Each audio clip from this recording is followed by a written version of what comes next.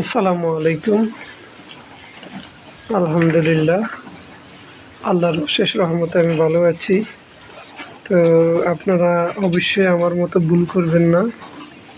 সেটা হচ্ছে, আমার যেমন ঘাস নাই, সে কারণে এখন আমার বর্তমানে প্রচুর পরিমাণ খরচ যাচ্ছে। এই যে এক আঁটি খড়ের দাম 1000 টাকা। তো সে পরিমাণে আমার প্রত্যেকটা গরুর পিছনে বছরে আপনার প্রায় 2 লক্ষ টাকার খরচ যায়। যদি আপনার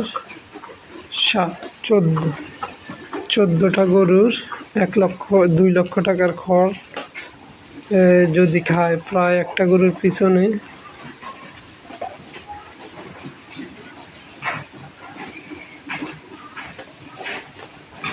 15-16 হাজার টাকা পড়ে যায়।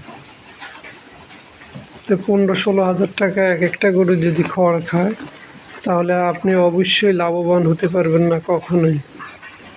তো দর্শক বন্ধুরা, যেহেতু আমাদের নিজের প্রায় 1 লাখ টাকার খড় দিয়ে আমরা সাপোর্ট করি, সেই ক্ষেত্রে আমাদের 1 লক্ষ টাকার খড় লাগে।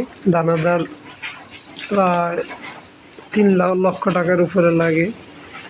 তো সব মিলে আসলে 2023 সাল থেকে 23-24 এই 2টা বছর খাদ্যের দাম বাড়তির কারণে আসলে অনেক কষ্ট হচ্ছে।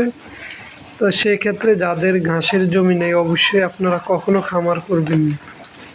ঘাস নাই তো খামার করবেন না।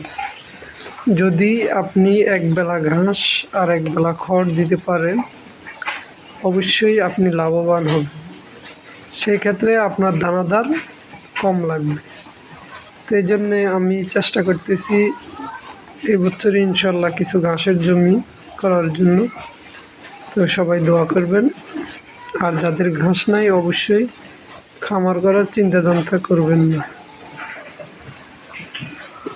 তো দর্শক বন্ধুরা, অবশ্যই আমার খামারের জন্য দোয়া করবেন, আমার জন্য দোয়া করবেন। আসসালামু আলাইকুম।